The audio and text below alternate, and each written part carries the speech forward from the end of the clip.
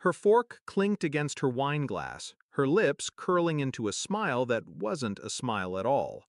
"When we move into your duplex," she said, her voice casual, rehearsed, "I want the master bedroom renovated. It's only fair, since we'll be living there long term." The table erupted with laughter. My parents chuckled. My brother leaned back in his chair, smug, and I sat frozen. Not from confusion, not from surprise, but from clarity. Because in that single moment, I saw it.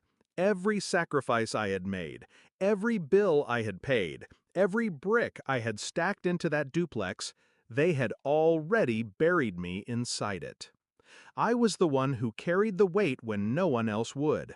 2 jobs, late nights, savings drained into down payments. While my brother floated from scheme to scheme, I bled for stability. When he married her, I welcomed her, smiled, toasted, even helped cover part of their honeymoon because family comes first. At first, she was warm, grateful. She'd call me the responsible one. But soon the compliments sharpened. Little digs, dressed as jokes. "Of course you'd never understand spontaneity, you're too busy being the landlord." I brushed it off, until I couldn't. The duplex was mine, my name on the deed, my money in the walls. But little by little, I noticed her fingerprints all over it. My mother called one night, casual as anything. She was asking if you'd consider repainting the master. Neutral tones. She says it'll feel more like home. Not if, when. Later, I overheard my brother on the phone. "Yeah, we'll move in soon. Don't worry, she's soft. She won't say no." They weren't discussing possibilities. They were making plans. That dinner table comment wasn't a joke. It was a declaration. I didn't argue. I didn't correct them. I chewed my food, kept my face blank, and let them believe I was cornered. Inside, I began sharpening my silence into a blade. I knew how my family operated. Entitlement dressed as tradition. If I raised my voice, I'd be painted as ungrateful. If I fought, I'd be accused of dividing the family. So I planned. Quietly. Patiently. The duplex wasn't just shelter, it was leverage. Step 1, I pulled every financial document into order. Deed copies, loan receipts, contractor invoices with my signature. Stamped, notarized proof that every inch of that duplex was mine. Step 2, I met with a lawyer. We drafted a formal notice, sharp as glass. It outlined my sole ownership, the boundaries of tenancy law, and the legal consequences of assuming rights that did not exist. Step 3, I prepared my trap. I invited them back. Same dining table, same wine glasses. I let them talk, let them laugh, let them push further. My brother's wife leaned in, eyes bright. "We should probably knock down the wall in the guest room, too. Make space for a nursery."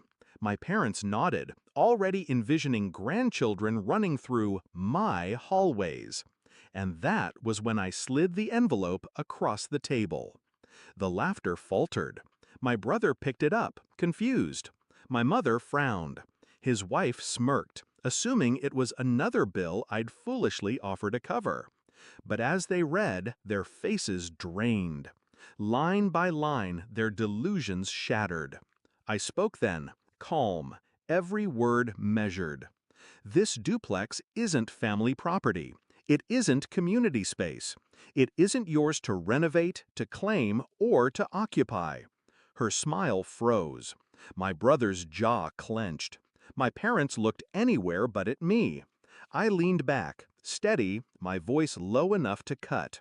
"You laughed like it was decided. Now you know it was, by me. Years ago, when I signed every paper and you signed none." She opened her mouth, but no sound came. "Step foot inside uninvited," I continued, "and the law will greet you before I do." Silence swallowed the table whole. I gathered my papers, folded them neatly, and stood. For once, no one stopped me. No guilt, no manipulation. just their stunned faces, trapped in the wreckage of their own entitlement. That night, I unlocked my duplex and walked through each room alone. My hands brushed the walls I'd paid for. The air felt different, lighter, sharper, mine. I realized something then. Revenge isn't always about fire. Sometimes it's about taking back what was stolen in plain sight. Dignity, boundaries, respect. They thought I was too soft to fight, too loyal to draw a line. But they forgot. Silence can cut deeper than rage. And when their laughter died at that table, I finally heard what victory sounds like.